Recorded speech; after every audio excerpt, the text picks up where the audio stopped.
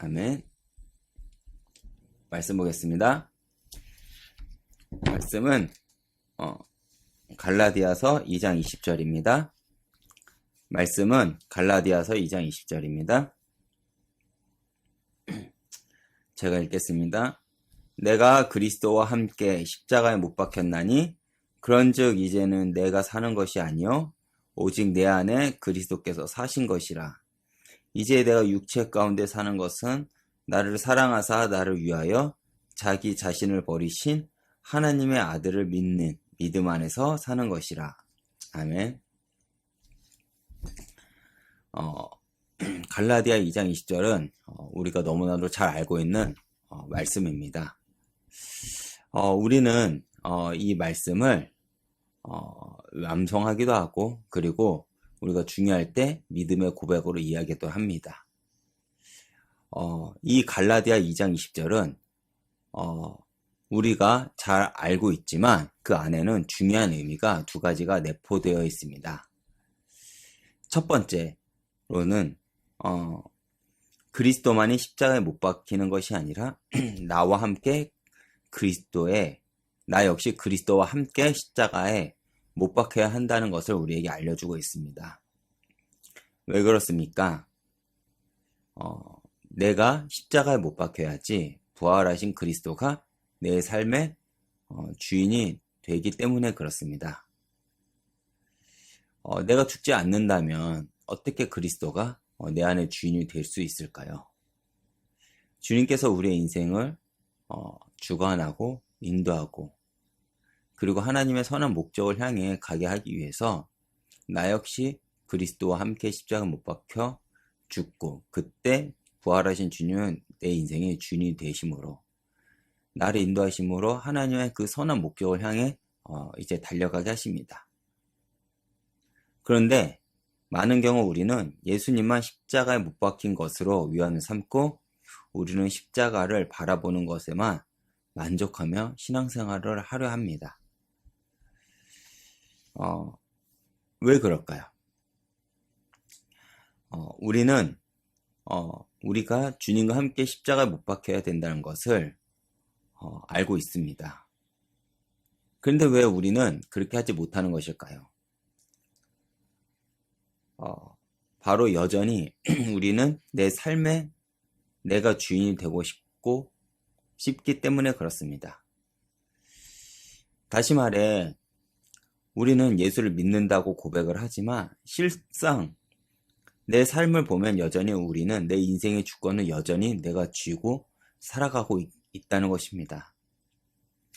그렇게 주님은 내 삶을 주관하지 못하는 것이며 우리는 하나님이 내 인생을 책임지고 인도하심을 경험하지 못하는 것입니다. 이것은 굉장히 신앙생활에 큰 문제입니다.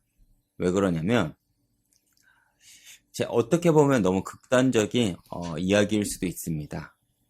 그러나 내가 주님과 함께 운명 공동체가 되어진다는 것이 구원이라면 구원의 모습이라면 내가 십자가에 죽지 않는다는 것은 우리의 구원 역시 의심해 봐야 될 문제이기 때문에 그렇습니다. 많은 이들은 너무 신앙생활, 즉 내가 구원받았다는 사실을 가볍게 생각을 합니다. 그런데 여러분 한번 생각해 보시기 바랍니다. 우리가 영접을 할 때 고백하는 그 기도의 내용이 무엇입니까? 바로 주님이 내 인생의 주인이 되어달라는 것입니다. 근데 우리가 가지고 있는 신앙의 동기가 어떻죠? 문제는 해결받고 싶고 내 인생의 주인은 내가 되고 싶은 것이 내가 가진 실존의 모습입니다. 그런데 위에서도 말했듯이 주님이 주인이 되기 위해서는 나 역시 주님과 함께 십자가에 못 박혀야 된다는 것이 전제가 될 때 주님은 그때 내 인생의 주인이 된다는 것이죠.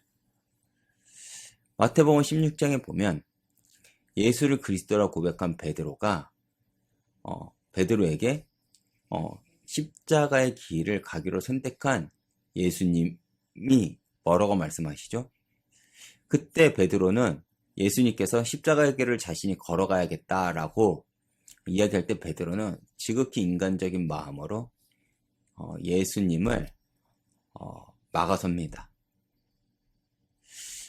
성경에는 되게 가볍게 표현되어 있지만 그 원어를 보면서 그 뉘앙스를 보면 베드로는 예수님을 꾸짖으며 말한 것입니다.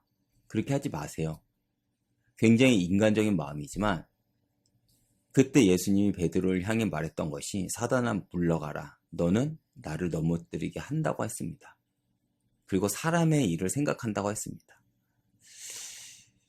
무슨 말입니까? 베드로는 지극히 자기 인생에 자기가 주인이 되어 자기가 생각한 그 기준을 가지고 예수님을 판단해버린 것입니다.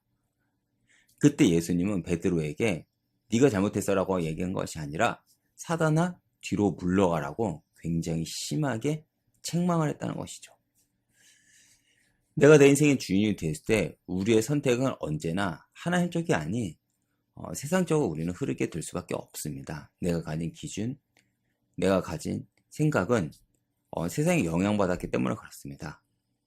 그렇기 때문에 우리는 나를 내려놓아야지 비로소 우리는 하나님의 일하심을 목도할 수 있는 것입니다.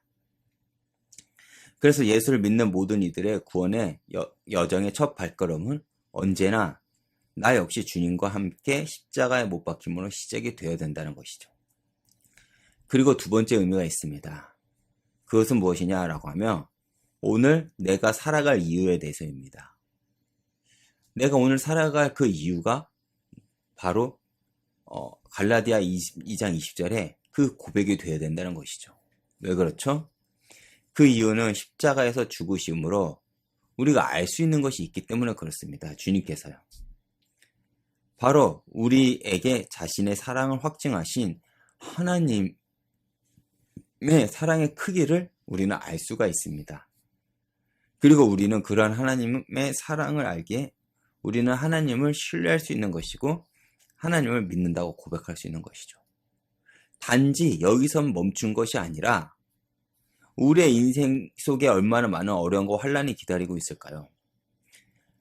그럼에도 우리가 그 하나님의 사랑을 알고 우리가 그 하나님을 믿는다면 우리는 그러한 막막하고 진짜 그런 거친 세상 속에서 우리는 하나님 주시는 그 평안한 가운데 오늘 하루를 넉넉히 살아낼 수 있다는 것이죠. 왜 그렇죠? 그 하나님의 사랑이 세상보다 크다는 것을 우리가 알기 때문에 그렇습니다. 다시 말해 주님은 우리를 위해 십자가에 가셨음, 그 고통까지 인내하셨음 우리가 알고 우리가 그 사랑의 크기를 알기에 세상보다 크신 그 하나님이 여전히 나와 함께 계심을 알고 우리의 사랑이 당신의 죽음보다 더 크심을 알기에 우리를 지키실 거라는 우리는 그 믿음의 확신이 있기 때문에 그렇습니다. 여기서 말하는 평안은 우리가 생각한 평안과는 조금 다른 것 같습니다. 성경에서 말하는 평안은 내가 바라는 그 좋은 환경이 제공되는 것이 아닌 것 같습니다. 우리는 내가 예수를 믿고 기대하는 것이